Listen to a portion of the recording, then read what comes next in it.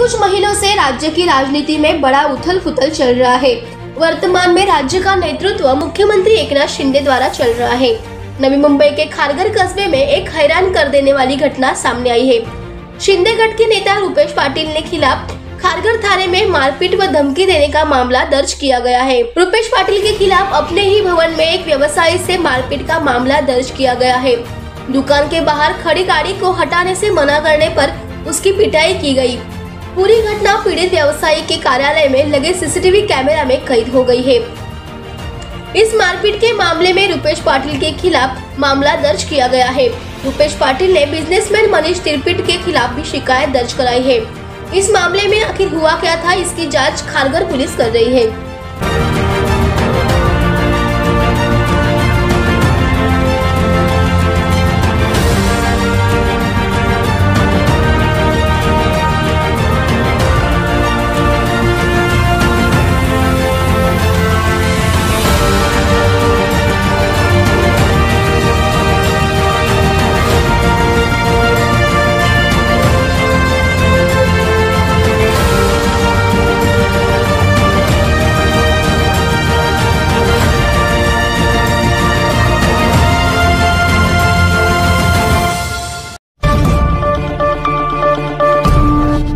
ब्रह्मपुरी शहर में कुछ जगहों पर बाहर से लड़कियों को लाकर उनके साथ व्यापार किया जाता है।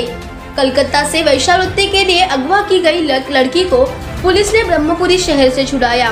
कलकत्ता से एक नाबालिग लड़की का अपहरण किया गया था।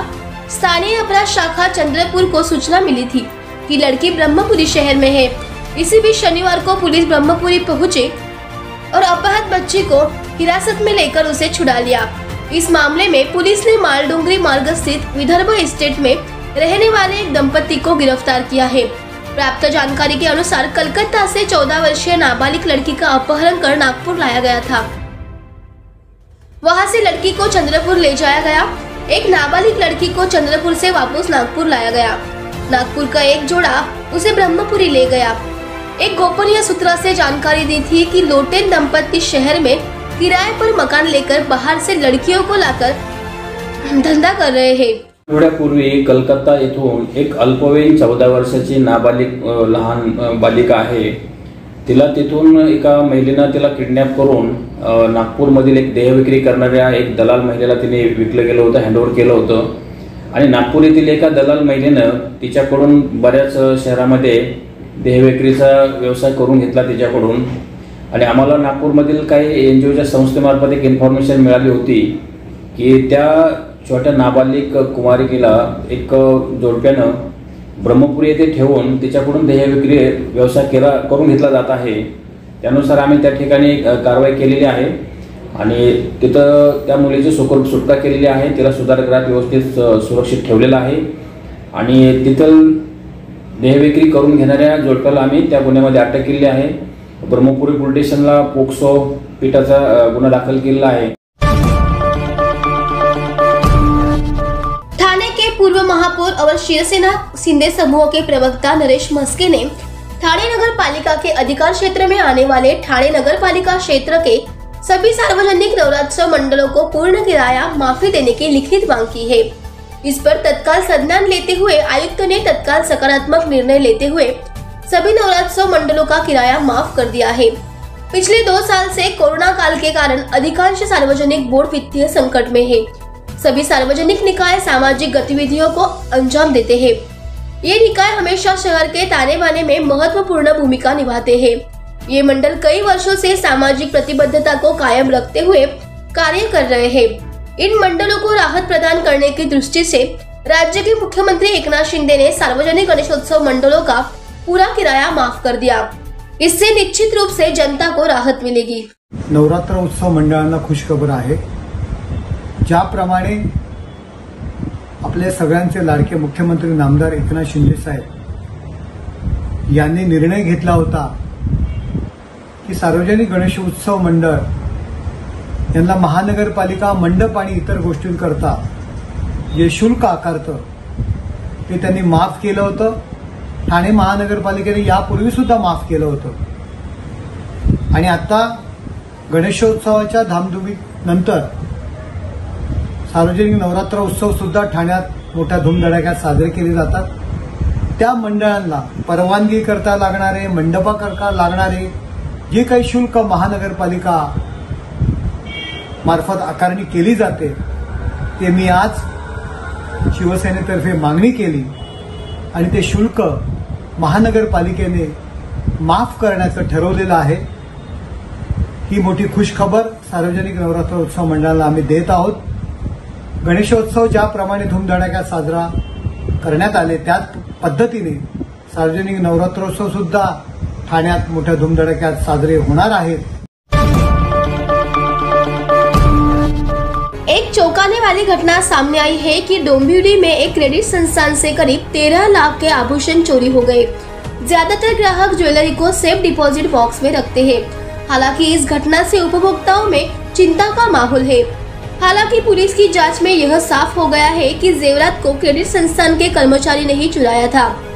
अपनी मेहनत की कमाई को सुरक्षित रखने के लिए बहुत से लोग सरकारी और निजी बैंकों में खाता खोलकर इस राशि को जमा करते हैं। उसी तरह आज चोरी की घटनाओं में भारी वृद्धि के कारण कई महिलाएं और पुरुष भी अपने आभूषण बैंक लॉकर में रखते हैं।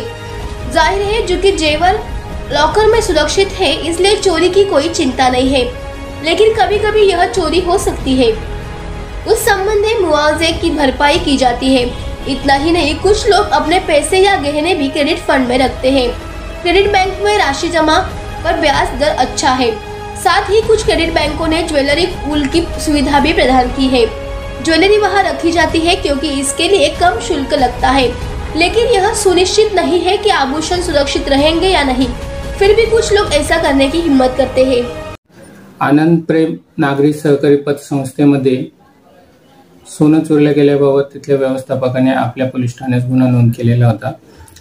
यामध्ये 287 ग्राम सोनं चोरल्या गेलेले आहेत। सदर अनुषंगाने सदर पतसंस्थेमध्ये काम करणारी महिला तिला पोलीस ठाण्याला आणून तिच्याकडे चौकशी केली असता तिने सदरचा गुन्हा केल्याचे कबूल केलेले आहे।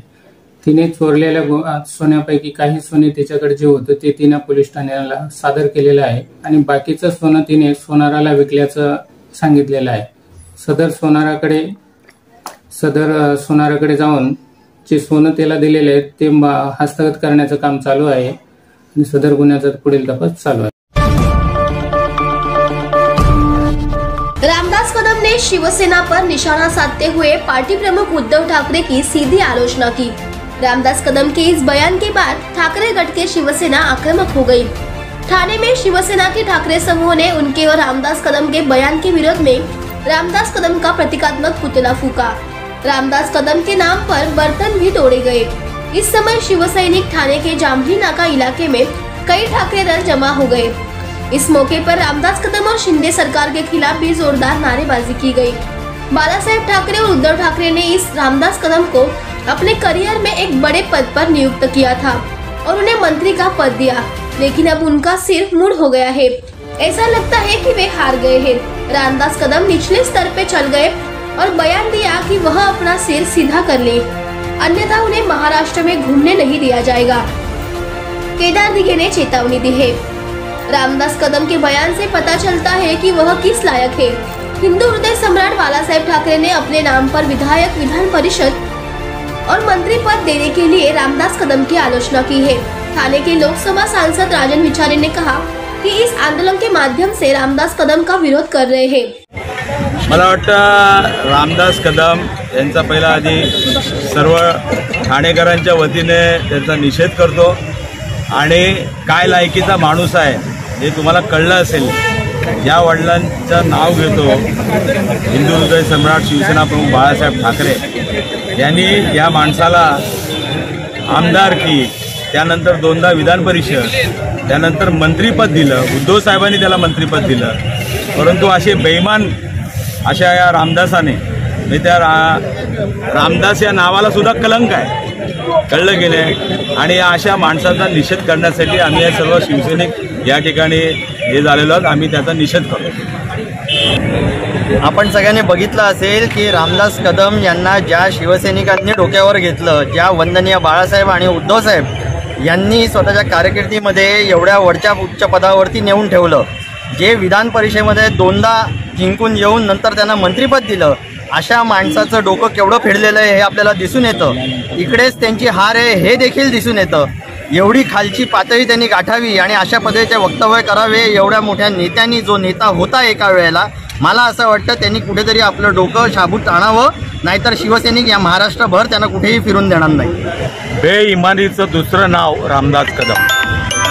अत्यंत बेईमान, बेजबाबदार ज्या पद्धतीचं वक्तव्य केलेलं आहे ते महाराष्ट्राच्या संस्कृतीला शोभणारं नाही. हिंदुत्वाचं नाव घेतात पण हिंदू संस्कृतीमध्ये पण ते शोभणारं नाही. काय ह्या माणसाला दिलं नाही बाळासाहेबांनी? काय ह्या माणसाला शिवसेनेने दिलं नाही?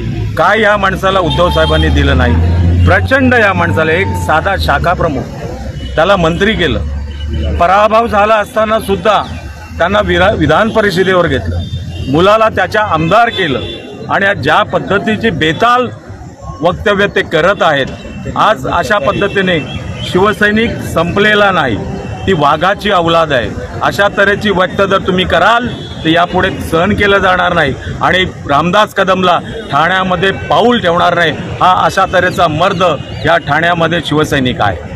आणि ज्या पद्धतीने ते बेताल वर्तन करतात ते त्यांनी ताबडतोबीने बंद करावं. पुतळ्याचं फक्त दहनच केलं, आम्हाला वाटतं ही कमतरता आहे पुतळ्याची दहन कला ही.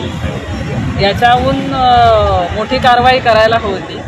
कारण एखाद्याला म्हणतात ना, भरभरून दिलेला आहे, ज्यांना भरभरून शिवसेनेकडून मिळालं आहे त्या भरभरून मिळालेल्या गोष्टीवरूनच हे सगळेजण असं बेताल वक्तव्य करत आहे. मला वाटतं आईने एखाद्याला भरपूर दिलं ना की त्याचं जास्त अतिरेक झालेला आहे. त्या अतिरेकातला हा एक डोकं होतं कोकणातलं. त्या कोकणातल्या डोक्याला आता हे माहीत नाही आहे की आता ही जी ठाणे पूर्ण जिल्ह्यामध्ये किंवा मुंबई महाराष्ट्रामध्ये ही जी शिवसेना आहे ना, ती त्याला कुठे नेऊन ठेवेल ते कळणार पण नाही आहे. पनवेल तालुका के बारापड़ा गांव में चोरों ने एक घर में तोड़फोड़ की और 13 से 15 तोला सोने के गहने और लगभग 1.5 लाख नगद लूट लिया। रात करीब 3 बजे अदना चोर घर में घुसे और घर का दरवाजा तोड़ दिया। किचन में अलमारी तोड़कर 13 से 15 तोला सोने के जेवर व करीब 1.5 लाख नगद लूट लिया। और दुग्ध व्यवसाय में हमेशा नकदी होती है, वैसे ही गणपति उत्सव में इस्तेमाल होने वाले सोने के आभूषण अलमारी में रखे हुए थे। यह सारा सामान चोरों ने चुरा लिया है। सारी संपत्ति खत्म हो जाने पर घर की महिलाओं की आंखों में आंसू आ गए। पनवेल थाने के वरिष्ठ पुलिस निरीक्षक रविंद्र दौंडकर और उनकी टीम ने तुरंत मौके का दौरा किया और अज्ञात चोरों के खिलाफ मामला दर्ज किया है और आधार पर चोरों की तलाश शुरू कर दी है। 15 तोला सोना होता। नंतर मग ते 2-4 दरम्यान चोरी केली तर मला शेटने आमची ती आणली तर बघते तर दरवाजा उघडायला मला अशी चढलं नाही शा बोलते तर मला आणली बोलतं कपाट बोलते उघडला खंड बोलते एक नाही बोलतं तो मला चक्कर आली मला हार्ट अटॅक आला शेटला नंतर पण तसा झाला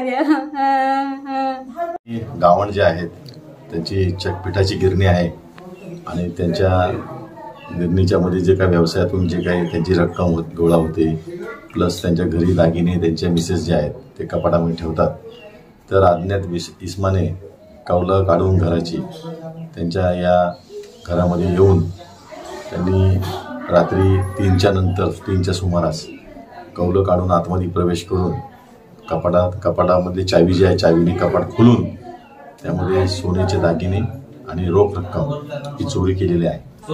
सुरुवातीला घटनास्थळी भेट दिल्यानंतर असं लक्षात येतं की कोणीतरी ओळखीच्या माणसाने ही चोरी केलेली आहे। तपासाचा भाग आहे, आम्ही गुन्हा दाखल केलेला आहे। घटनास्थळी वरिष्ठ अधिकाऱ्यांनी देखील भेटी दिलेल्या आहेत। आम्ही हा गुन्हा उघडकीस आणण्याचा प्रयत्न करू। साधारणतः 13 तोळा सोनं आहे प्लस रोख 1 लाख रुपये कॅश आहे।